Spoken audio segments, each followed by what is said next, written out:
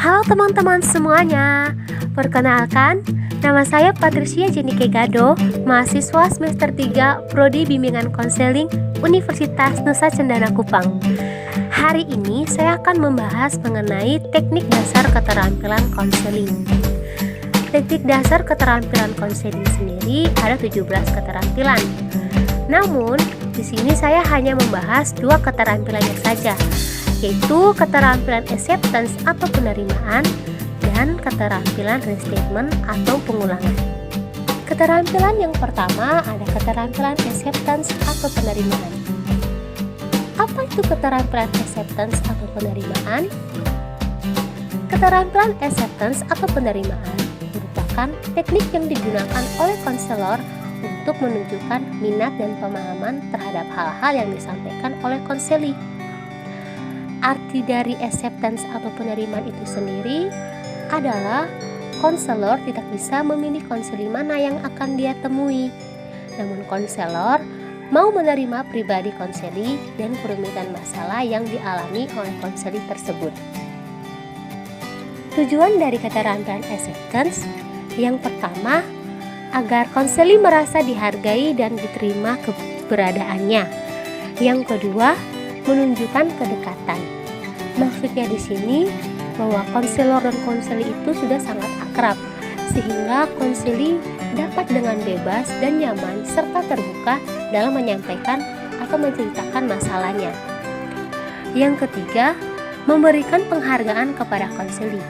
Artinya di sini konselor memberikan penghargaan kepada konseli karena konseli sudah mau datang untuk melakukan konseling. Karena ada konseli-konseli tertentu yang tidak ingin datang untuk melakukan konseling. Yang keempat, membangun hubungan baik dengan konseli. Bentuk dari keterampilan acceptance itu ada 2 bentuk. Yang pertama ada bentuk verbal dan bentuk non-verbal. Bentuk verbal itu terbagi lagi. Ada bentuk pendek dan bentuk panjang. Bentuk pendek seperti teruskan, terus, oh, ya. Lalu kemudian ya. Yang berikutnya ada bentuk panjang. Contohnya, saya memahami, saya menghayati, saya dapat merasakan, saya dapat mengerti. Bentuk yang kedua ada bentuk nonverbal. Bentuk nonverbal ini seperti anggukan kepala, posisi duduk harus condong ke depan. Mengapa posisi duduk harus condong ke depan?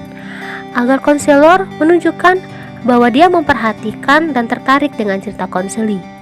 Yang berikutnya ada perubahan mimik wajah. Perubahan mimik wajah di sini tuh seperti ketika konseli menceritakan hal yang sedih, maka konselor juga menunjukkan mimik wajah yang sedih. Agar di sini menunjukkan bahwa konselor merasakan apa yang dirasakan oleh konseli tersebut. Dan yang terakhir itu ada kontak mata. Contoh dari keterampilan acceptance atau penerimaan ini yaitu konseli. Ibu, saya merasa marah dan kecewa dengan sikap pacar saya yang selingkuh dengan teman dekat saya. Konselor, iya, sambil menganggukkan kepala. Ibu dapat mengerti apa yang dirasakan Dinda. Konseli, bagaimana tidak marah ibu kalau melihat pacar saya begitu dekat dan akrab dengan teman sendiri, padahal dia jelas mengetahui akan hal itu. Konselor sambil menganggukkan kepala. Dari contoh di sini kita bisa lihat respon konselor seperti anggukan kepala dan dia dapat mengerti apa yang dirasakan Dinda. Itu merupakan bentuk dari keterampilan acceptance, yaitu bentuk keterampilan non-verbal dan keterampilan verbal.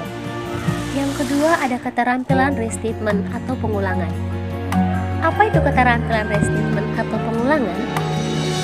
Keterampilan restatement atau pengulangan merupakan keterampilan atau teknik yang digunakan oleh konselor untuk mengulang atau menyatakan kembali pernyataan konseli yang dianggap penting. Tujuannya yang pertama untuk menemukan inti dari permasalahan konseli. Bisa jadi apa yang disampaikan konselor tadi itu merupakan inti dari masalah. Yang kedua, untuk mengecek persepsi konselor itu sendiri. Dan yang ketiga, meyakinkan bahwa konselor mengerti apa yang diceritakan oleh konseling. Cara melakukan restatement itu sendiri, yang pertama, pengulangan harus persis sama dengan pernyataan konseli, tidak boleh menambah atau mengurangnya. Jika seorang konselor menambah atau mengurang pernyataan dari konseli tersebut, maka makna dari pernyataan konseli tersebut sudah berbeda. Yang kedua, intonasi konselor hendaknya variatif dengan memperhatikan pernyataan konseli. Contohnya, konseli: sebelumnya saya ingin masuk jurusan teknik industri, tetapi ibu tidak setuju bila saya memasuki jurusan tersebut. Konselor: ibu tidak setuju? Dari contoh tersebut kita dapat lihat respon konselor tersebut sama dengan yang dikatakan oleh konseli, di mana konseli mengatakan bahwa ibu tidak setuju.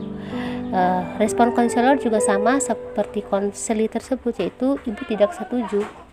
Oke teman-teman, sekian dulu penjelasan mengenai keterampilan acceptance dan restatement.